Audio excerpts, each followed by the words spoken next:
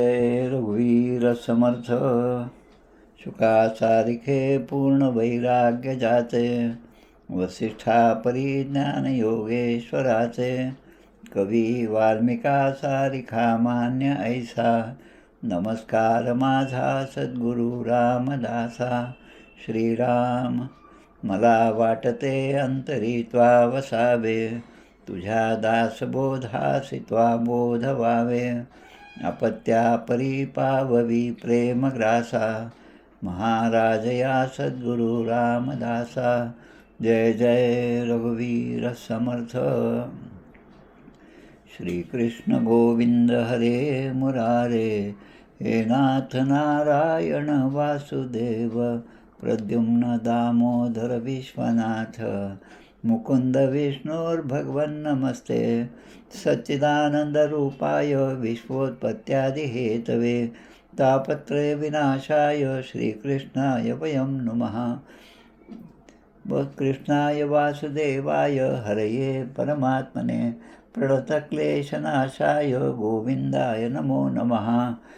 वसुदेवसुतं देवं कंसचाणूरमर्दनं, देवकी परमानन्दं कृष्णं वन्दे जगद्गुरुं. कृष्णकमलपत्राक्षं पुण्यश्रवणकीर्तनं, वासुदेवं जगद्योनिं नौमि नारायणं हरिं. कृष्ण कृष्णेति कृष्णेति यो मां स्मरति नित्यशः, जलं भित्वा यथा पद्मं संसारात् उद्धराम्यहं. कृष्णाय वासुदेवाय देवकीनन्दनाय च, नन्दगोपकुमाराय गोविन्दाय नमो नमः. गोपाल कृष्ण भगवान की जय. ज्ञानं परमगुह्यं मे यद्विज्ञानसमन्वितं, सरहस्यं तदङ्गं च ग्रहाणगदितं मया. यावानहं यथा भावो यद्रूपगुणकर्मकः, तथैव तत्त्वविज्ञानमस्तु ते मदनुग्रहात्. अहमेवासमेवाग्रे नान्यद्यत् सदसत्परं, पश्चादहं यदेतच्च यो वैशिष्येत सोऽस्म्यहं.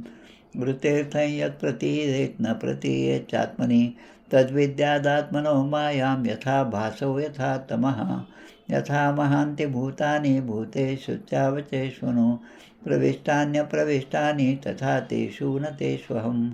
एतावदेव जिज्ञास्यं तत्त्वजिज्ञासुनात्मनः, अन्वयव्यतिरेकाभ्यां यत्स्यात् सर्वत्र सर्वदा.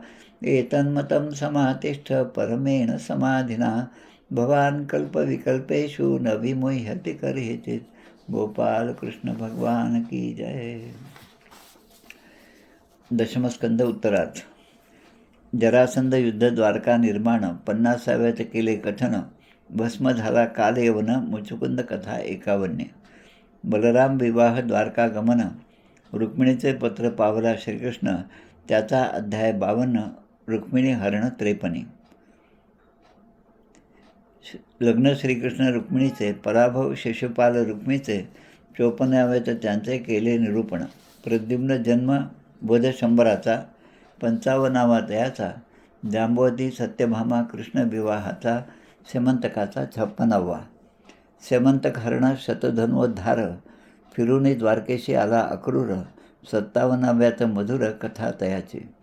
श्रीकृष्णाच्या अन्य स्त्रिया, 58वा सांगितया, 16 सहस्र 100 जाया, 59व्यात कृष्णाशी. श्रीकृष्ण रुक्मिणी संवाद 60वा, अनिरुद्ध विवाह 61वा, रुक्मी वध पुत्रयोग बरवा, श्रीकृष्णाचा निवेदिला.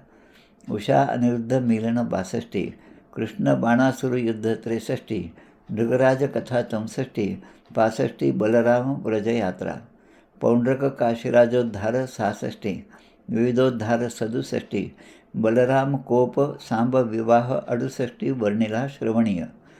कृष्ण ग्रहचर्या नारद पाही, 69व्यात कथाही, 70व्यात श्रीकृष्णाकडे येई दूत कैदी राजांचा. 71 श्रीकृष्ण इंद्रप्रस्थ गमन, 72 जरासंधोद्धार राजसूय यज्ञ, 73 सोडी राजबंदीवान आला श्रीकृष्ण इंद्रप्रस्था. 74व्यात दुर्योधन, यज्ञात पावला अपमान, 75व्यात यज्ञ संपूर्ण राजसूय निवेदिला. शाल्व यादव युद्ध 76, शाल्वोद्धार 77, दंतवक्त्र विदुरथोद्धार 78, बलराम हस्ते सूतवध, बलबुलोद्धार बलराम यात्रा 79 सविस्तरा, सुदाम श्रीकृष्ण भेट मधुरा 80 वर्णिली, सुदाम्याशी ऐश्वर्यप्राप्ती 81 कथाती, श्रीकृष्ण बलराम गोप गोपी भेटी 82 श्रीकृष्ण पट्टराण्यांशी द्रौपदी भेटली 83, वसुदेव यज्ञोत्सव 84, ज्ञान मातापित्याशी 85, सुभद्राहरण मिथिलेत कृष्ण, जनक श्रुतदेवाशी दे दर्शन, एकदा अनेक रूप धारण 86, वेदस्तुती 87, शिवसंकटमोचन 88, भृगुद्वारा त्रिदेव परीक्षशी 89 वर्णिले, मृत विप्र बालकाशी 89 आणि ऋषिकेशी निवेदिले 90 श्रीकृष्ण लीला विहार। गोपाल कृष्ण भगवान की जय। जय जय रघुवीर समर्थ। श्री राम जय राम, जय जय राम।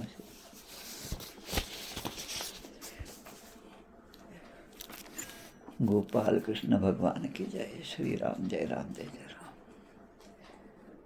दशमस्कंध 68वा अध्याय, अष्टषष्टितमोध्याय। तत्पूर्वी आज फाल्गुन शुद्ध प्रतिपदा शके 1946। आजच्या दिवशी फाल्गुन वद्य प्रतिपदा 2 महापुरुषांचा पुण्यतिथीचा आजचा दिवस आहे। त्यापैकी एक म्हणजे श्री उद्धव गोसावी आणि दुसरे म्हणजे भीमस्वामी। उद्धव गोसावी हे टाकळी मठाचे आणि इंदूर बोधन म्हणजे आजचं निजामाबाद या 2 मठांचे मठपती होते। त्यांनी त्या काळात लिहिलेलं जे पत्र आहे, 9 ओव्यांचं पत्र आहे, ते पत्रसुद्धा मी आज दिलं आहे, आपल्या ग्रुपमध्ये दिलं, आत्माराम महाराजांच्या ग्रुपमध्ये आहे आणि मला वाटतं या समर्थांच्या सेवेतमध्ये पण दिलेला आहे। त्यामधलाच तो श्लोक आहे जो आपण नेहमी मंगलाचरणामध्ये म्हणत असतो।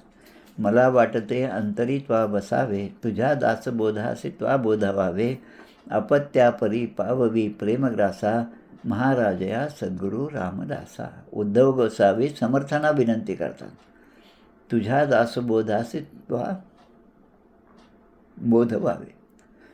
म्हणजे जेव्हा आपण एखाद्या ग्रंथाचं वाचन करत असतो तेव्हा त्या ग्रंथाचे निर्माणकर्ते जे आहेत ते जोपर्यंत आपल्या अंतरंगामध्ये येऊन निवास करणार नाहीत तोपर्यंत त्यांच्या हृदयाचं जे आहे, गुपित जे आहे, ते आपल्या हृदयामध्ये त्याचं प्रत्यारोपण होणार नाही, ते आपल्याला समजणार नाही। आणि म्हणून त्यांच्या आशीर्वादाने आपण हा ग्रंथ समजावून घेऊया असा भाव प्रत्येक ठिकाणी प्रत्येक ग्रंथाच्या वाचनामध्ये असला पाहिजे। कालच आपण पाहिलं, म्हणजे अमावस्या जी होती, माघ अमावस्या, आमच्या साखरखेड्याच्या परमपूज्य प्रल्हाद महाराजांचा जन्मदिवस होता काल।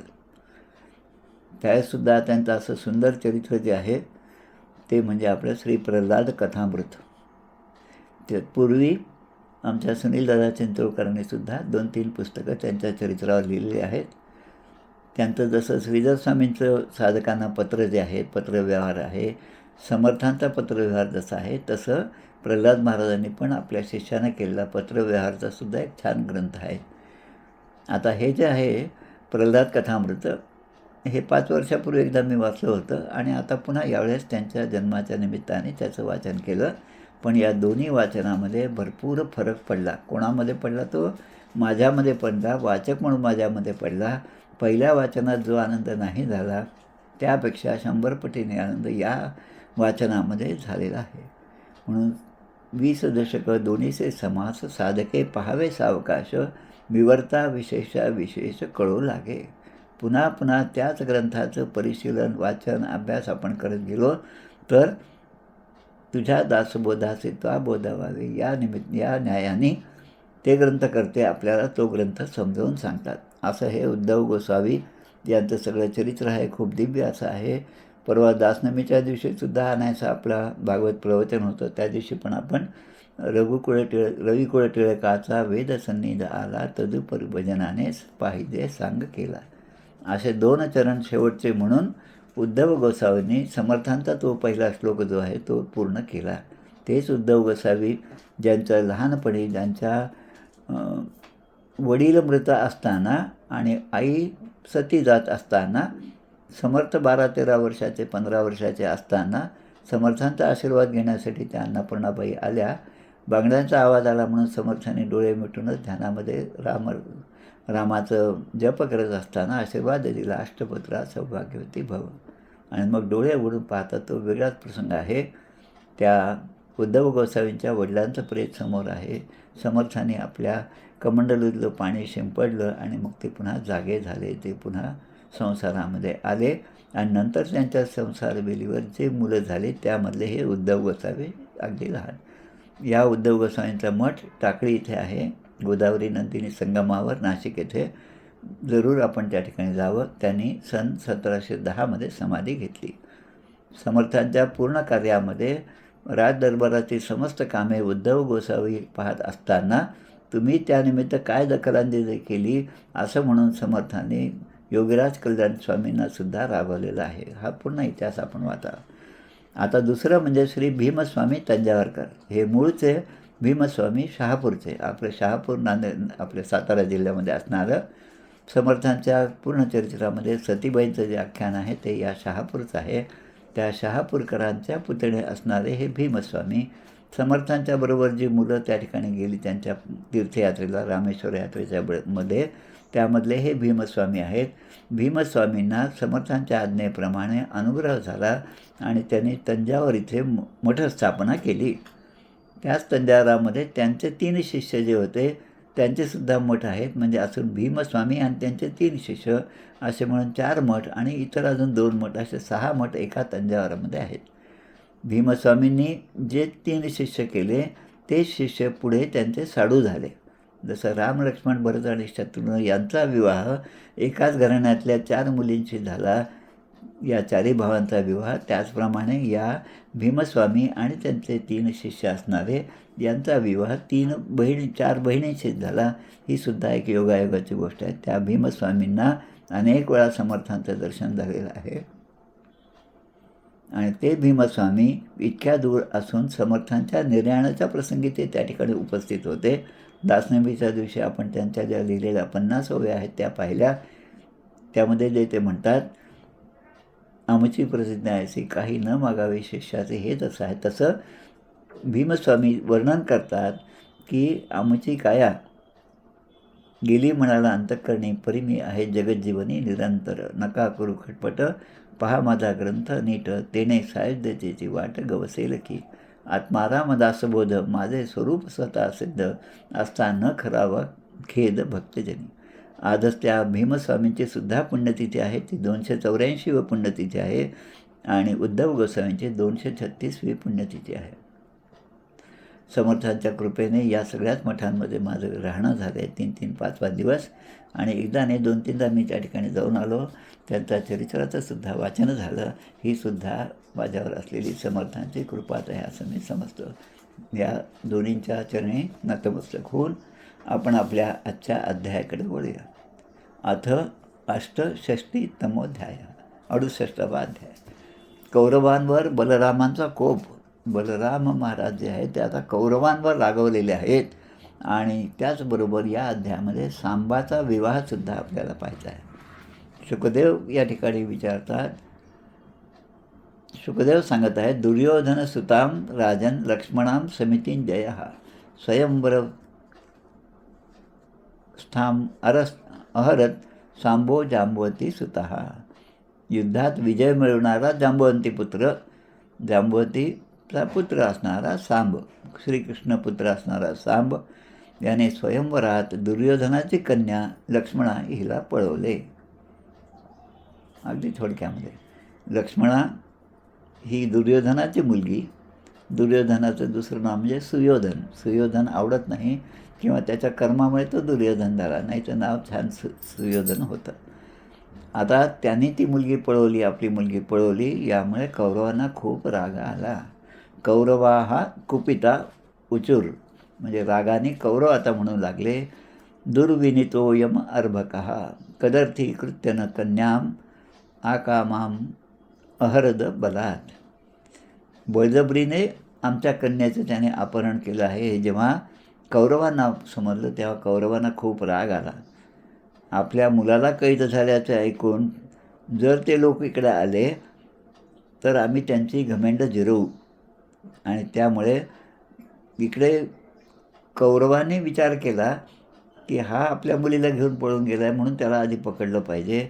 आणि तिकडे श्रीकृष्णांच्याकडे नारदांनी जाऊन निरोप दिला की हा सांब जो आहे या सांबाला या कौरवाने बळजबरीने पकडून ठेवलेला आहे. आता दोन्ही गोष्टी झाल्या. एक, सांब एवढा सगळा युद्धामध्ये निपुण असणारा त्याने या सगळ्या कौरवांच्या सेनेचा पराभव केला एकटा असूनसुद्धा. इति कर्ण शुलो भूरीर यज्ञकेतू सुयोधनः सांब मारे भिरे बद्धुम कुरुवृद्धान अनुमोदित. कर्ण, शल, भूरिश्रवा, यज्ञकेतू आणि दुर्योधन त्याचप्रमाणे इतर श्रेष्ठ जे शूरवीर होते त्यांनी त्या सांबाला पकडण्याची तयारी केली. आता कौरव आपला पाठलाग करत आहेत. दृष्ट्वा अनुधावत सांबो. अनुधावत म्हणजे आपल्या मागे पाठलाग करत आहेत असं सांबाने पाहिलं. धार्तराष्ट्रान महारथान. आणि तो महारथी प्रग्रह्य रुचिरम चापम तस्थौ सिंह इवई कलहा. आणि हे पाहिल्यामुळे सांबाजवळ ते जेव्हा येऊन पोहोचले तेव्हा अत्यंत रागाने ते म्हणायला लागले, थांब थांब सांबा, असा पळून जाऊ नको, आम्ही तुला आता पकडणार आहोत. तो सांब एकटाच होता. जांबवानाचा नातू, जांबवतीचा पुत्र. मागे आपण पाहिलं जामखेड जे गाव आहे आपल्या अंबड गावाच्या जवळ असणारं, त्या ठिकाणी त्यांचं सुंदर असं मंदिर आहे. जसा सिंह तुच्छ पशूंच्या आक्रमणामुळे चिडतो तसा हा सांब आता कौरवांच्या आक्रमणामुळे चिडलेला आहे. सांबाने आपलं धनुष्याचा टणत्कार केला आणि वेगवेगळ्या 6 रथावर स्वार झाले होते. आता हे 6 कोण आहेत? कर्ण, शूल, शल, परिभूरी, श्रवा, यज्ञकेतू, दुर्योधन आणि ही सगळी मंडळी आपापल्या रथावर स्वार झालेले आहेत. या सांबाने त्यांच्या 6ही योद्ध्यांच्या रथावर आक्रमण केलं. आता 6 वीरांवर 6 बाणांनी आक्रमण केलं. आता एक रथ म्हटलं की त्याला 4 घोडे, त्याचा सारथी आणि मागे बसलेला रथी, जो म्हणजे प्रमुख आहे तो युद्ध करणारा, युत्सुक म्हणजे जो युद्धाला उत्सुक आहे तो. कर्णादीन षड्रथान वीरास्तान्वद्भी युगपत पृथक. आणि त्याने काय केलं तर या 6 वीरांवर म्हणजे 6 रथ, त्यावर असणारे वीर, त्याचे सारथी आणि 4 घोडे, असं करून ते 4 घोडे, 1 सारथी आणि 1 वीर म्हणजे एका रथावर 6 बाण मारले पाहिजे. तर याने 6 बाणामध्ये प्रत्येक बाणाचे पुन्हा 6 बाण झाले आणि या सगळ्यांचाही त्या ठिकाणी पराभव केला. 4 बाण त्या 4 घोड्यावर, 1 बाण त्या सारथ्यावर आणि 1 त्या महान धनुर्धरावर त्याने सोडला. रथिनश्च महेश्वासांस्तस्य तत्तभ्ये अपूजयन. आता हे सगळं पाहून, त्या सांबाचा पराक्रम पाहून ते जे वीर समोर होते शत्रू सैन्यामध्ये ते सुद्धा सांबाची प्रशंसा करू लागले. तंतु ते वीरथम चक्रुर चत्वारश्चतुरो हयान. आता त्याने काय केलं हे पहा. आता सांब जो आहे तो एकाच रथावर होता, त्याचे 4 घोडे, त्याचा सारथी आणि सांब एवढीच माणसं याच्या बाजूने आणि तिकडे सगळं कौरवांचं सैन्य होतं. आता त्या वीरांपैकी 6 वीरांनी एकेका बाणाने याचे 4 घोडे मारले सांबाचे. एका वीराने त्याच्या सारथ्यालासुद्धा मारलं आणि या सांबाच्या हातातलं धनुष्यसुद्धा दुसऱ्याने मोडून टाकलं. आता सांब जो आहे तो रथविहीन झाला, त्याचा रथसुद्धा मोडून पडला आणि हातातलं शस्त्रसुद्धा गळून पडलं. आता सांब हा हातामध्ये शस्त्र नसलेला समोर योद्धा म्हणून त्यांच्यासमोर होता. म्हणजे एका अर्थाने कौरव हे विजयी झाले. तम बध्वा विरथिकृत्य कृच्छ्रेण कौरवो युधी कुमारम स्वस्य कन्यांच स्वपुरम जयिनो अविशन.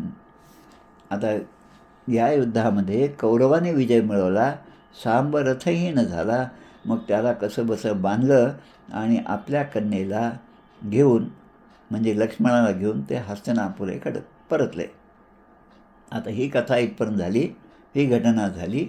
आता तच्छ्रुत्वा नारदोक्तेनं. आता नारद म्हणजे काय, सगळी इकडची सगळी माहिती नारदांना असते आणि नारदांच्या हे लक्षात आल्याबरोबर राजन संजातम मनवहा. आता ही कथा त्यांनी येऊन हा वृत्तांत यादवांना सांगितलं. यादवांना एका प्रकारे त्यांनी सावधान केलं. उग्रसेनाच्या आज्ञेवरून ते कौरवांवर चढाई करण्यासाठी तयार झाले. आता ते नारदांकडून प्रत्यक्ष ऐकलं. सगळ्या यादवांना त्यावेळेस भरपूर क्रोध आला की याने असं कसं केलं आणि आमच्या सांबाला पकडलं, आणि म्हणून सगळे आता युद्धाची तयारी करू लागतात. सांत्वयित्वा तुरान तान रामः सन्नद्धान वृष्णीपुंगवान नैच्छत् कुरुणां वृष्णीनां कलिं कलिमलापः. आता सहसा युद्ध होऊ नये या प्रकारे सगळ्यांचीच इच्छा असते. म्हणजे जे सद्गुणी आहेत, सत्वगुणी आहेत, त्यांची इच्छा असते की युद्ध होऊ नये, कशाही प्रकारे युद्ध टाळलं पाहिजे. आपल्या भारताचा जरी इतिहास पाहिला तरी आपण अनेक प्रकारे युद्ध टाळण्याचा प्रसंग जो आहे तो टाळण्याचा आपण प्रयत्न करत होतो. पण शत्रू सैन्य जेव्हा आपल्यावर आक्रमण करतं तेव्हा मात्र आता स्वस्थ बसून होणार नाही. त्यांनासुद्धा आपण चांगला हात दाखवला पाहिजे. या युद्धामध्ये त्यांचा पराजय केला पाहिजे असं निश्चय करून आपलं सैन्यसुद्धा, ते भारत असो, ते पाकिस्तान असो, ते बांगलादेश असो, त्या सगळीकडे आपण आपलं सैन्य पाठवलेलं आहे. आता या ठिकाणी बलराम जे आहेत ते त्यांनी येऊन यादवांचं सांत्वन केलं. आणि कुरु आणि वृष्णी हा मुख्य वंश जो आहे ते 6 वंश दिलेले आहेत. त्यामधले मुख्य कुरु आणि वृष्णी. कुरु म्हणजे कौरवांचं हे सगळं, आणि वृष्णी म्हणजे यादवांचं. यांचे आपापसातले भांडण हे काही बलरामांना आवडत नव्हतं. ते काही त्यांना त्यांच्या मनाप्रमाणे वाटत नव्हतं, योग्य वाटत नव्हतं. तेव्हा जगाम हस्तिनापुरम रथेना आदित्य वर्चसा. जगाम म्हणजे आपल्या रथावर आरूढ झाले. कोण? बलराम. आता रथ कसा होता? रथेना आदित्य वर्चसा. आदित्य म्हणजे सूर्य, सूर्याप्रमाणे तेज असणारा तो रथ, त्यावर ते स्वार झाले बलराम आणि हस्तिनापुराकडे निघाले. त्यांच्याबरोबर काही ब्राह्मण होते, काही ज्येष्ठ यादव होते, आणि एखाद्या नक्षत्रामध्ये, ग्रहामध्ये चंद्र दिसत शोभावा तसे बलराम त्या सगळ्या समूहामध्ये शोभून दिसत होते. गत्वा हजावयं रामो बाह्योपवनम आस्थितः उद्धवं प्रेषयामास धृतराष्ट्रं बुभुत्सयाः. हस्तिनापुरामध्ये जाऊन पोचले. आता लगेच जाऊन काही त्यांनी नगरामध्ये प्रवेश करून कौरवांना लगेच त्यांच्यासमोर जाऊन रागाने बोलणं हे जे आहे ते त्यांनी टाळलं. हे गावाच्या बाहेरच थांबले. एका छोट्याशा उपवनामध्ये त्यांनी मुक्काम केला. आणि कौरवांच्या मनात काय आहे, या घटनेबद्दल कौरवांच्या मनात काय आहे, त्यांचं मन जे आहे ते जाणून घेण्यासाठी आपल्यातर्फे कोणीतरी दूत पाठवावा असं बलरामाने ठरवलं. आता जे दूत पाठवायचे त्यांचं नाव आहे उद्धव. म्हणजे पुन्हा उद्धवाची या ठिकाणी योजना झाली. उद्धवं प्रेषयामास धृतराष्ट्रं बुभुत्सया. बुभुत्सया म्हणजे युद्धासाठी प्रवृत्त झालेले आणि त्यासाठी प्रोत्साहन देणारे हे धृतराष्ट्राचे मुलं जे आहेत, कौरव जे आहेत ते, आणि उद्धवांना त्यासाठी पाठवलं की तुम्ही जाऊन तिथे पहा त्यांच्या मनात काय आहे ते. आणि त्याने जाऊन त्या ठिकाणी दुर्योधनांच्या विधिवत रामम आगतम अब्रवीत. 3 शब्द आहेत. रामम आगतम ब्रवीत. त्या तिन्ही फुडाची संधी आणि विच्छेद केला तर रामम आगतम अब्रवीत. अब्रवीत म्हणजे त्याने सांगितलं भूतकाळ.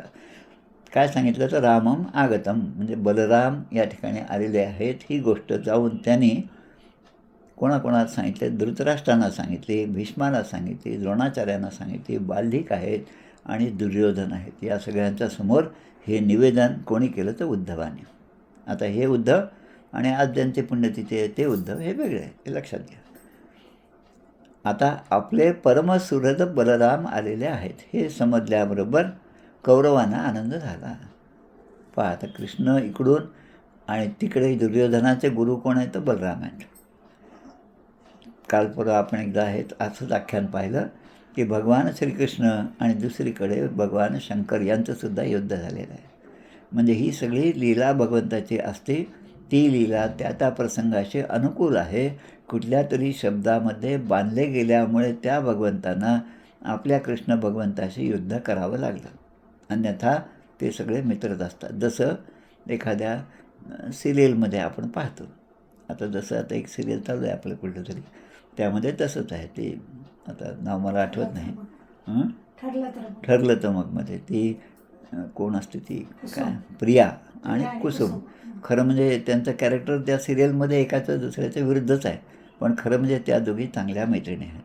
तसं या ठिकाणी झालं आणि उद्धवाचा सत्कार केला सगळ्यांनी आणि आनंद घेऊन ते बलराम जे आहेत, कौरव जे आहेत, दुर्योधन आहे, त्यांच्याबरोबर इतर सगळे कौरव आहेत, हे आता बलरामांच्या स्वागतासाठी निघाले. बलराम नगराच्या बाहेर त्या उपवनामध्ये थांबलेले होते.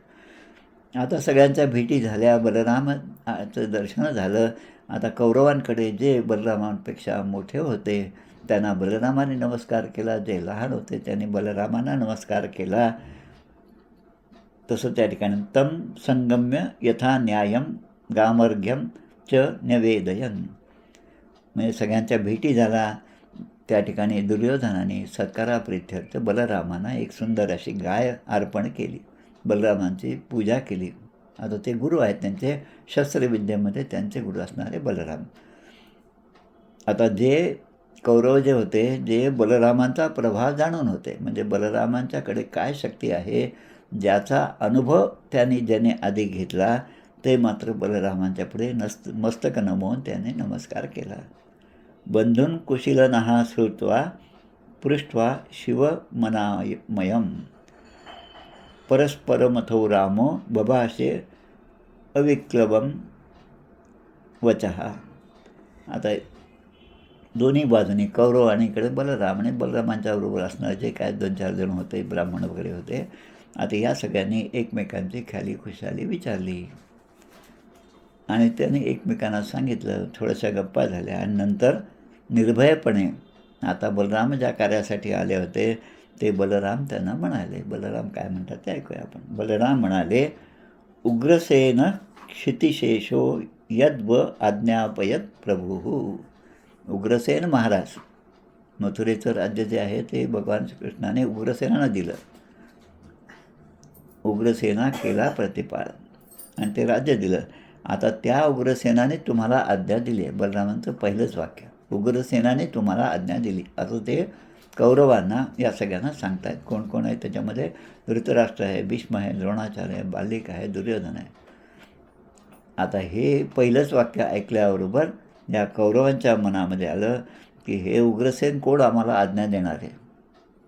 कंस असताना यांनाच तर आम्ही कैदेमध्ये ठेवलं होतं, त्या कृष्णामुळे यांची ती सुटका झाली, आता हे आम्हाला आज्ञा द्यायला आले. असं ऐकल्याबरोबर कौरवांचा राग आता चढला. ते तुम्ही काय म्हणतात ते सगळं तुम्ही ऐकून घ्या, त्यांची आज्ञा जी आहे ते ऐकून घ्या आणि मग त्याप्रमाणे पालन करा. आता आज्ञा म्हणजे कसं, रोजच्या ठिकाणी आपल्यापेक्षा लहान असणारे माणसाने एखाद्या दिवशी आपल्याला दुसऱ्या कोणाबरोबर तरी निरोप दिला की अरे त्यांची आज्ञा आहे, तुम्हाला बोलावलं आहे तिकडे, असं म्हटल्याबरोबर आपल्याला आपला मोठेपणा आठवतो आणि मला आज्ञा देणारे हे कोण हेच आपल्या पहिल्यांदा लक्षात येतं. तसं या ठिकाणी झालं. यद्यूयम बहवस्तेकम जित्वा धर्मेण धार्मिकम अबज्ञिताथ तन्मृषे बंधूनाम ऐक्य काम्या. महाराजांनी काय सांगितलं ते सांगतात. उग्रसेन महाराजांनी सांगितलं की आम्हास हे माहीत आहे की तुम्ही सगळ्यांनी मिळून अधर्माने धर्मशीलाने एकाकी अशा सांबाला, त्याचा रथ मोडून पडला, त्याचा सारथी मरून गेला, त्याच्या रथाचे 4ही घोडे मरून पडले आणि असा शस्त्रविहीन अवस्थेमध्ये त्याला तुम्ही बंदिवान केलं. आता उग्रसेन सांगतात की आपण सगळे बंधूच आहोत, एकाच वंशातले आहोत आणि आपल्यामध्ये अशी फूट पडू नये म्हणून आम्ही ते त्यावेळेस सहन केलं. आम्हाला हे नारदांच्याकडून सगळं हकीकत समजली आहे. तर आता आम्ही सहन केलं याचा अर्थ असा नाही की आम्ही असमर्थ होतो. आपल्या अंगी सामर्थ्य असताना ते सामर्थ्य न दाखवता थोडासा कमीपणा घेणं हे सुद्धा वीराचंच लक्षण आहे. बलरामांचे बोलणे हे कसं होतं, वीर्य शौर्य बलोन्नद्धम आत्मशक्ती समम वचः कुरुवो बलदेवस्य निशम्योचुः प्रकोपितः. बलराम हे कौरव जे आहे ते प्रकोपित, म्हणजे त्यांना आता राग आला. खरं म्हणजे बलरामांचं बोलणं हे वीरता शौर्य आणि सामर्थ्य यांचं खरं म्हणजे चांगलं उदाहरण होतं. त्यांच्या शक्तीला अनुरूप असंच होतं. पण ते ऐकलं आणि कौरवांचा राग चढला. कौरव आता म्हणतात, अहो महत् चित्रम इदम. काय मोठा प्रसंग आहे पहा, केवढं मोठं चित्र आमच्यासमोर उभं केलं या सगळ्यांनी, की कालगत्या दुरत्या. आता कालाचा महिमा आहे. काळाचा महिमा जाणे शंकर, जना उपदेशी विश्वेश्वर. आता हे काळाचा महिमा आहे आणि काळ आपला जो प्रभाव आहे तो त्या काळामध्ये तो दाखवणार आहेच. एखाद्याचं मरण एखाद्या दिवशी आहे आणि ते टळलं तर त्याच्यावर सद्गुरूंची कृपा आहे. अशी कितीतरी उदाहरणं आपल्या सगळ्या संतांच्या चरित्रामध्ये आहेत. खूप उदाहरणं आहेत. सच्चिदानंद बाबा जे मृतावस्थेमध्ये होते, ज्ञानेश्वर महाराजांनी त्यांना जिवंत केलं आणि त्यांनी पुढे ज्ञानेश्वरीच्या निवासाला त्या खांबाला टेकून बसलेले असता परीस खांब ज्ञानेश्वरी सांगितली ती सच्चिदानंद बाबांनी स्वतः लिहून घेतली. त्याच सच्चिदानंद बाबाच्या वंशातले श्री दा का थावरे सोलापूरला होते. आता माहीत नाही, मला कल्पना नाही, पण त्या दा का थावरेंनी ज्ञानेश्वरीच्या 700 वर्षाच्या निमित्ताने 1992-93च्या वेळेस एक आवाहन केलं होतं की त्या 700 वर्षाच्या निमित्ताने ज्ञानेश्वरी हस्तलिखित तयार करावी आणि त्या सगळ्या घेऊन आळंदीला सर्वांनी यावं. त्याप्रमाणे मी पण त्या ठिकाणी गेलो होतो. थोडाफार सत्कार झाला. ज्ञानेश्वरी ज्यांना अर्पण करायची त्यांनी त्या आळंदीच्या मंदिरात अर्पण करावी आणि ज्यांना परत न्यायची त्यांनी परत न्यावे. मी माझी ज्ञानेश्वरी परत घेऊन आलो. ते दाका थावरे हे सच्चिदानंद बाबाच्या वंशातले होते आणि त्यांचेच बंधू असणारे जे आहेत त्यांनी हे सगळे ग्रंथ जे आहेत ते मराठीमध्ये भाषांतरित करून गोरखपूर प्रेसने ते आपले प्रकाशित केलेले आहेत. तर आता हे म्हणतात की शक्तीला अनुरूप असंच बलराम बोलत होते, पण कौरवांना मात्र राग येत होता. केवढी आश्चर्याची गोष्ट आहे म्हणे, कालगती कोणीही टाळू शकत नाही. आता कौरव आपली आणि या सगळ्या यादवांची तुलना करतात की जेथे मुकुटाने बसावे तेथे आज पायातील जोडे बसू इच्छितात. म्हणजे मुकुट म्हणजे मोठेपणा हा आमच्याकडे होता असं कौरवांचं म्हणणं. आम्ही 4 तुकडे टाकले आणि म्हणून यांना खांडवर मिळालं, म्हणून हे त्या ठिकाणचे राजे झाले आणि आता जे उपभोग घेत आहे ते सगळे आम्ही टाकलेल्या तुकड्यांवरच आहे. आरुरुक्षत्यनुपादत वै गिरो मुकुट सेवितम शिरो मुकुट सेवितम. प्रत्येकाने आपापली पायरी उचलून ओळखून राहावं असं कौरव त्या ठिकाणी म्हणतात. एते यौनेन संबंधाः सहशय्या सनाशना वृष्णयस्तुल्यतां नीता अस्मत् दत्तं नृपासना. आता यांच्याशी आम्ही विवाह संबंध जोडला. दुर्योधनाच्या मुलीचा लक्ष्मणाचा सांबाशी विवाह केला. पण आमच्याबरोबर झोपडे बसणे खाणे पिणे सगळे हे करू लागले आणि असं होतं आता आम्हीच त्यांना राजसिंहासन दिलं आणि त्या राजसिंहासन बसून आता हे स्वतःला आमच्याबरोबरचे समजवत आहेत. खरं म्हणजे ते आमचे आश्रितच आहेत असं कौरव म्हणतात. चामर व्यजने शंखम आतपत्रच पांडुरम किरीटमासनम शय्याम भुंजन्त्यम अस्मत् उपेक्षया. तरी पण आम्ही दुर्लक्ष करतो म्हणून हे यदुवंशी त्या सिंहासनावर बसून चवऱ्या पंखा शंख पांडे छत्र मुकुट राजसिंहासन धारण करतात. खरं म्हणजे या गोष्टी आम्ही त्याला द्यायलाच नको होत्या हे सुद्धा ते म्हणतात. आता हे जसं जसं बोलत आहे तसं तसं बलराम शांततेनं ऐकून घेत आहे. समोरच्यांना आपण काही प्रश्न विचारले त्याचं उत्तर ते देत असतील तर ते शांतपणे ऐकून घेणं हे सुद्धा धीरांचं लक्षण आहे. बलराम शांतपणे सगळं ऐकून घेत होते. कौरव तर असं म्हणतात, दातु प्रतिपै फणीनाम इवावृतम. जसे सापाला दूध पाजणं हे जसं व्यर्थ जातं त्याप्रमाणे राज्य देणाऱ्या आमच्याच उलट आता हे वागत आहेत. हे कोण? पांडव आहेत किंवा हे यादव आहेत.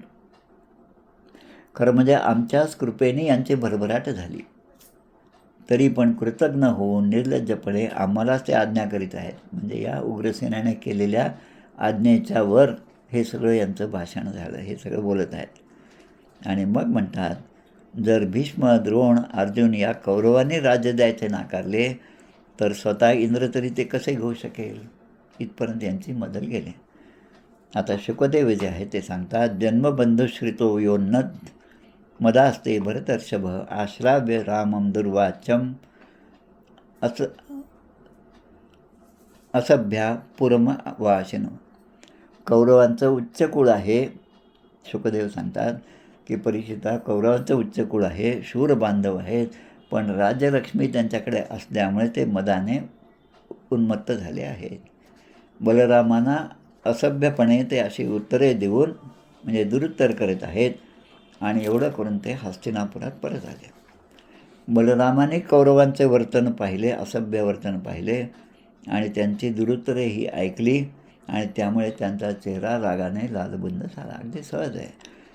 पण त्यांच्याकडे पाहवतसुद्धा नाही आणि बलराम आता जोरजोराने बोलू लागले. या ठिकाणी मनाचे श्लोक आहेत, त्या मनाच्या श्लोकाचा सुद्धा आपण थोडासा विचार करूया. बलराम काय म्हणतात पाहता. इकडे मनाच्या श्लोकामध्ये काम, क्रोध, मद आणि मत्सर हे जे आहेत विकार, षडविकार जे आहेत त्यांना दूर ठेवा असे समर्थ आपल्याला सांगतात.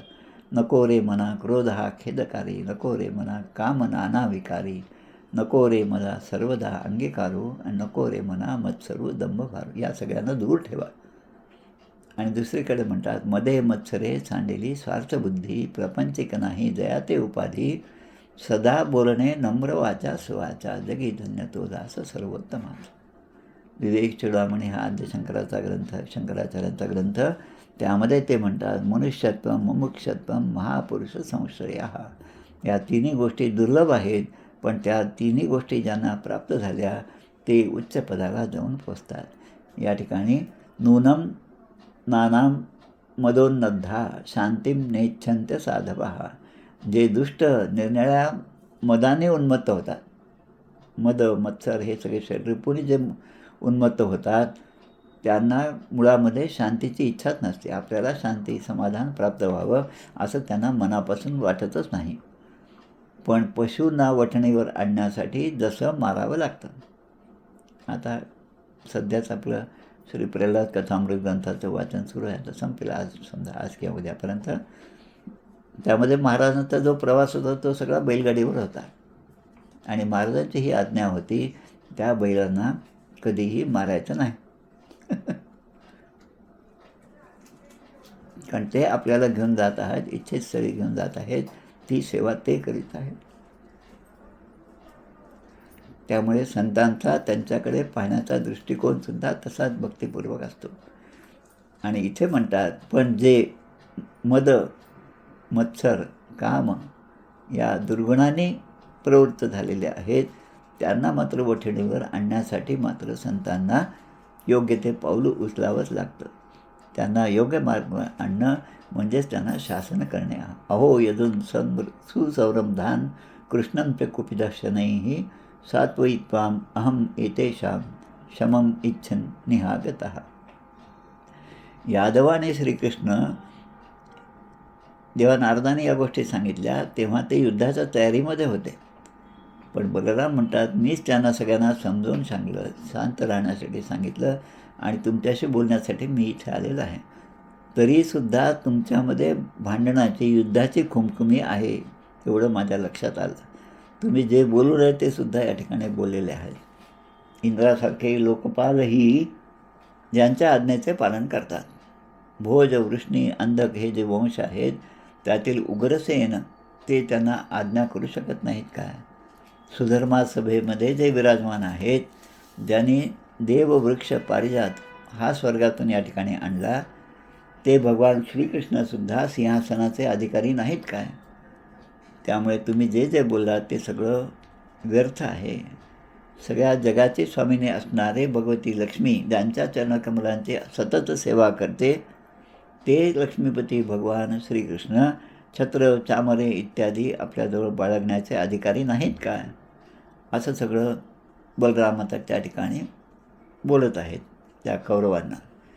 मग ते म्हणतात, भुंजते कुरुभिर दत्तम भूखंडम वृष्णयः किल उपानः किल स्वयं तु कुरुवः शिरः. बिचारे यादव म्हणे कौरवाने दिलेल्या जमिनीचा तुकडा उपभोगत आहेत आणि आम्ही म्हणे पायातील जोडे आहोत आणि हे कौरव म्हणे मस्तकावरचं असणारं मुकुट आहेत. म्हणजे असं तुम्हाला स्वतःच्या घमेंडीमुळे, स्वतःच्या माजलेल्या ऐश्वर्याने, वेड्याप्रमाणे तुम्ही बडबड करत आहात. आता याचा परिणाम काय होईल ते तुम्ही आता भोगा, परिणामासाठी तुम्ही तयार राहा, असं बलराम आता ते मूळ उग्र रूपाकडे बलराम हळूहळू वळायला लागले. लक्ष्मण जेव्हा रामाची सेवा करीत होते तेव्हा किती सेवाभाव त्यांच्या ठिकाणी होता हे आपण रामायण सिरियलमध्ये पाहिलं. पण ज्या ज्या वेळेस दुसऱ्याचं गैरवर्तन पाहिलं तेव्हा राम जरी ते शांतपणे सहन करत असले तरी लक्ष्मण मागे उभं राहून त्यांच्या ठिकाणी क्रोध निर्माण होता. तसाच क्रोध आता या ठिकाणी बलरामांमध्ये निर्माण होत आहे. अद्य निष्कौरवीं पृथ्वीं करिष्याम इत्यम अर्षितः. निष्कौरवीं पृथ्वी, ही पृथ्वी निष्कौरव म्हणजे या पृथ्वीवर असणाऱ्या कौरवांनाच आता मी समाप्त करतो. तसं जसं आपले परशुराम भगवान मूळ अवतारामध्ये 10 मधले परशुराम जे आहेत ते सुद्धा असंच म्हणतात की मी सगळी ही पृथ्वी निक्षत्रिय करेन. तसं या ठिकाणी अद्य निष्कौरवीं पृथ्वीं करिष्यामी इत्यम अर्षितः गृहीत्वा हलम उत्तस्थो धन्यव जगत्रयम. आता माझ्या हातातलं हे काय म्हणतो त्याला आपण हल घेऊन, नांगर घेऊन मी आता या ठिकाणी उभा आहे. आता हे हस्तिनापूर, आता मागच्या 2 अध्यायापूर्वी आपण असं पाहिलं की त्या हस्तिनापुरामध्ये गेलेलं असताना यमुना नदीला त्याने आज्ञा केली की मला भेटायला तू ये, आणि यमुना आली नाही म्हणून यमुनेवर क्रुद्ध होऊन याने तो नांगर जे आहे तो जमिनीमध्ये तो रोवला, आणि मग यमुनेला आपली चूक लक्षात आली म्हणून यमुना बलरामांना भेटायला आली. आता इथे या कौरवांचं दुर्वर्तन पाहून बलराम म्हणतात की आता हे हस्तिनापूरच मी आता उखडून टाकतो, त्याला मूळ जागेपासून हलवतो, आणि ते बुडविण्यासाठी अतिशय क्रोधाने गंगेकडे निघाले, ओढू लागले. आता ती पूर्ण जमीन त्यांनी आपला नांगर त्या जमिनीमध्ये रोवला आणि ती पूर्ण जमीन ती आपल्याकडे ओढायला लागली. जसं आपण टोपलं आणि फावडं असतं, मातीचा ढीग आहे तर आपण त्या फावड्याने तो ढीग आपल्याकडे ओढतो आणि त्या टोपल्यामध्ये जसा टाकतो तसं या ठिकाणी सुरू झालं. जलेयानम इवा घूर्णम गंगायाम नगरम पतत आकृष्यमाणम आलोक्य कौरवा जात संभ्रमा. आता त्या नांगराच्या ओढण्यामुळे पाण्यामध्ये जशी नाव डगमगते तसं हस्तिनापूर सगळं हलवू लागलं. हस्तिनापूर म्हणजे आता विचार करा, दिल्लीचा भाग, आपले नगर गंगेमध्ये बुडतं काय अशी भीती कौरवांना वाटायला लागली. आता जेव्हा जीवावर बेतलं, आत्तापर्यंत जे बोलले त्याचं काहीच नाही त्यांना वाटलं, ते स्वतःचा मद, मोह, मत्सर या सगळ्या दुर्गुणांच्या प्रभावामुळे ते सगळे बोलले. पण आता मात्र त्यांना बलरामांचं महात्म्य, त्यांचं शौर्य, बल हे लक्षात आलं. तमेव शरणं जग्मो सकुटुंबा जिजे विषवाहा सलक्ष्मणं पुरस्कृत्य जांब प्रांजलय प्रभो. आणि त्यांनी आता थोडंसं दमतं घेतलं आणि लगेच लक्ष्मणा, दुर्योधनाची मुलगी, आणि सांब या दोघांना पुढे केलं. आता या दोघांना पुढे यासाठी केलं की यांच्याकडे पाहिल्यावर बलरामाचा क्रोध थोडा कमी होईल. त्यांना पुढे केलं आणि स्वतःचं प्राणरक्षण करण्यासाठी हात जोडून कुटुंबियासह सर्वशक्तिमान अशा बलरामांना ते शरण गेले. आता काय म्हणतात पाहता, म्हणजे आता ते आपण म्हणतो वटणीवर आले. आता थोडंसं नमतं घेतलं. राम रामाखिलाधार प्रभावम न विदामते मूढानां न कुबुद्धीनां क्षंतुम अर्यसती क्रमम. हे लोकाभिराम बलरामा, आपण सगळ्या जगाचे आधार आहे. पृथ्वी या शेषाचा आधार पृथ्वीला आहे. आम्ही आपला प्रभाव जाणला नाही म्हणून आम्ही असं बोललो, पण आमच्या मूर्खपणाबद्दल तुम्ही आम्हाला क्षमा करावी. उत्पत्ती, स्थिती आणि लयाचे कारण जे आहे ते तुम्हीच आहात. आता ह्या ज्या तिन्ही गोष्टी आहेत, उत्पत्ती, स्थिती, लय, त्याचे वेगवेगळे देवता आहेत, पण मुळामध्ये या सगळ्या देवता त्या परब्रह्माच्या स्वरूपामध्ये होत्या. त्यातूनच त्या निर्माण झाल्या आणि त्या आपापले कार्य करीत असतात. आणि पुन्हा कोणाच्याही आधाराविना तुम्ही राहता. आधार म्हणजे आलंबन. आमच्या रामकृष्ण महाराज, रामकृष्ण परमहंसांच्या चरित्रामध्ये एक कथा आहे, त्यांचा एक मंत्र त्याने दिला. हा रे रे रे निरालंबो लंबोदर जननी कम यामी शरणम. म्हणजे निरालंबो लंबोदर जननी, या मातेला या कालीमातेला मी शरण आलेलो आहे. आणि असा सेवाभाव ठेवून जेव्हा तुम्ही 4 लोकांमध्ये जाता तेव्हा तुमचा प्रभाव निश्चितपणे पडत असतो ते म्हणतात. तसं या ठिकाणी कोणत्याही आधाराविना तुम्ही राहता, पण आता तुम्ही सर्वशक्तिमान आहात हे आमच्या लक्षात आल्यामुळे तुम्हाला आम्ही शरण आलेलो आहोत. आपली खेळणीच आम्ही आहोत. यंत्रारूढानी. तसं जसं यंत्र जे आहे ते त्या यंत्राचा जो अधिकार तो चालवणारा जो आहे त्याच्या इशाऱ्याप्रमाणे ते जसं करतात. रिमोट जसा वापरू तसं ते द्रोण जे आहे ते आकाशात फिरत असतं. तसा आम्ही तुम्हाला शरण आलोत. आता ते म्हणतात आपली हजारो मस्तके आहेत. आता बलरामांचं सगळं वर्णन या ठिकाणी केलं. त्यामध्ये ते म्हणतात तुम्हीच या सगळ्या जगाला स्वतःमध्ये लीन करून घेता. आपल्या गणपती अथर्वशीर्षा म्हणतो सर्वम जगदिदम तयी लयमेशती. म्हणजे सर्व जगत इदम हे सगळं जग आहे तयी लयमेशती. तयी म्हणजे तुझ्या स्वरूपामध्ये लय होत जातं. तसं या ठिकाणी म्हटलेलं आहे. कोपस्ते अखिल शिक्षार्थम न द्वेषांच मत्सरात. आणि तुम्ही मात्र आपला क्रोध द्वेष मत्सर यामुळे नसून सर्वांना शिक्षण देण्यासाठी तुमचा हा अवतार झाला. म्हणजे मुळामध्ये ह्या सगळे दुर्गुण तुमच्यामध्ये नाहीत. हे तुम्ही क्रोधाने ते धारण केलेले आहेत आणि काही वेळ झाल्यानंतर पुन्हा तुम्ही तुमच्या शांत स्वभावावर मूळ स्वभावावर येता. सर्व शक्तींना धारण करणाऱ्या हे प्रभू आम्ही आपल्याला नमस्कार करीत आहोत. आता शुकदेव या ठिकाणी सांगतात त्वां वयम शरणम गतः. कौरव म्हणतात त्वां वयम शरणम गतः. वयम अहम आवाम वयम तृतीय उत्तम पुरुषाचे हे अहम मी आवाम आम्ही दोघे आणि वयम म्हणजे आम्ही सर्व तुम्हाला शरण आलेलो आहोत. शुकदेव सांगतात एवं प्रपन्नैः संविघ्नैर वेपमानाय नैर्बलः प्रसादित सुप्रसन्नो मा भेष्ट्यत्य भयम ददौ. आता आपलं पूर्ण नगरी डगमगू लागल्याने भयभीत झालेले ते कौरव बलरामांना शरण आले आणि त्यांची स्तुती केली. तेव्हा बलराम त्यांना म्हणतात भिवू नका मा भेष्ट्य भयम अभयम ददौ. म्हणजे मी तुम्हाला अभय देतो. दुर्योधन परिबर्हं कुंजरान षष्टिहायनान. आता दुर्योधनाने आता आपल्या मनातलं जे होतं तो राग गेला. आपण शरणागती पत्करली. आता बलराम शांत झालेले आहेत. तेव्हा दुर्योधनाने त्यांची स्तुती केली आणि त्यांना ते म्हणतात की ही जी कन्या माझी आहे लक्ष्मणा जी आहे ती जी आम्ही सांबाना दिलेली आहे तिच्याबरोबर आम्ही आता 60 वर्षांचे 1200 हत्ती.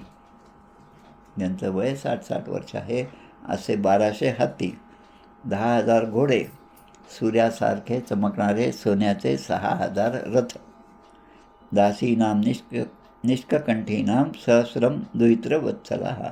आणि त्यांच्याबरोबर सोन्याचे हार घातलेले 1,000 दासी या आम्ही तुम्हाला या प्रसंगी देत आहोत. प्रतिगृह्यतु तम तत् सर्वं भगवान सात्वतर्षभा.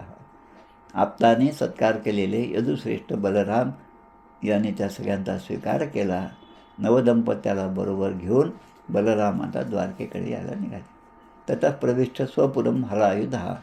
बलराम द्वारकापुरीमध्ये येऊन पोहोचले आणि आपल्या सगळ्या बांधवांना भेटले. हस्तिनापुरामध्ये कौरवांशी जे काही बोलणं झालं ते सगळं आपल्या यादवांच्या सभेमध्ये सांगितलं.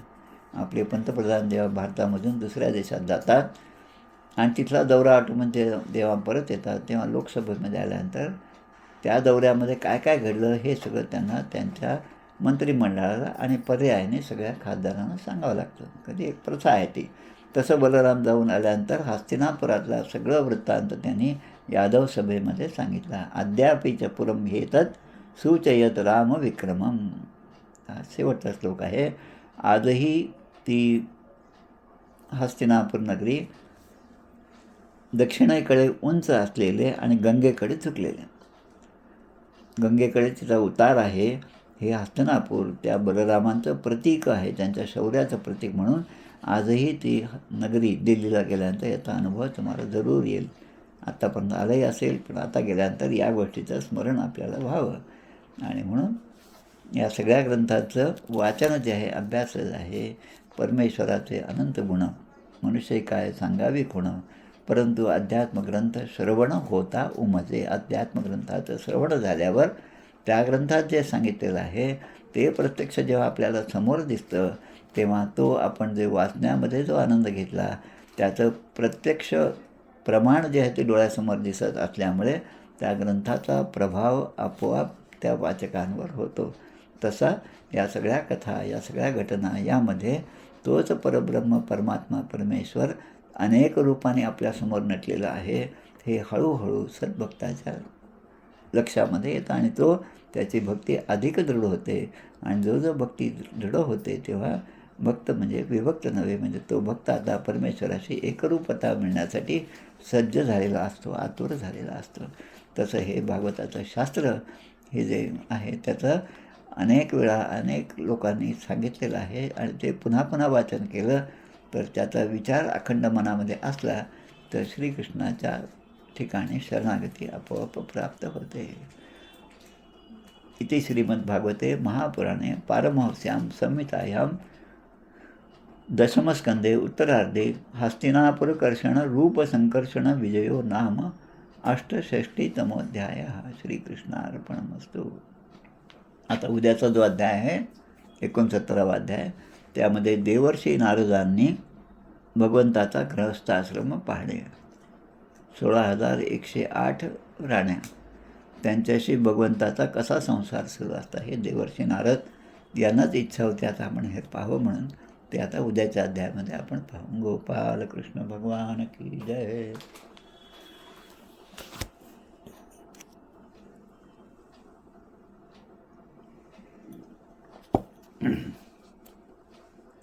जय हो जय श्री भागवता, आरती करी तुझ भगवंता. जय हो जय श्री भागवता, आरती करी तुझ भगवंता. श्री शुकमुनीने परम भक्तीने नाना परीने गायले जा हरिचरिता. आरती करी तुझ भगवंता. वेद तरुचे मधुर फळ, स्वादुरसे जे सोज्वळ. आत्मा राम मुनी अचळ, सेवुनी करीती जन सफळ. महापर्वणी आली अवनी, की अगहरणी भवजल तरणी. ती पतिता आरती करी तुझ भगवंता. येथे व्यासांची वाणी, सार्थक हरिगुण गावोनी. शास्त्र पुराणी मुकुटमणी, परम प्रेमामृत जननी. सहज सेविता भाविक भक्ता, उदारदाता मोक्ष तत्वता देहाता. आरती करी तुझ भगवंता. गमते जणु मानस तीर्थ, 12 सोपाने युक्त. निर्मल भक्ती जले भरित, विहरे हरिहंस चितेत. श्लोक सुकुमले संत अलिकुले, सेवुनी रमले भान विसरले रस पिता. आरती करी तुझ भगवंता. अपार महिमा ग्रंथाचा, वदवेना कोणासाचा. मेवा कविवर संतांचा, प्राणचे कीर्तनकारांचा. जणबोधाचा स्वयंप्रभेचा, 12 कळीचा रवी अंतरीचा तमहर्ता. आरती करी तुझ भगवंता. ग्रंथ नव्हे हा श्रीकृष्ण, गीते वेधी मन पूर्ण. अनन्य होता या शरणा, खचित टळे जन्म मरण. त्रितापदाती चिरये शांती, नाथ ही वदती रामपदी ठेवी माथा.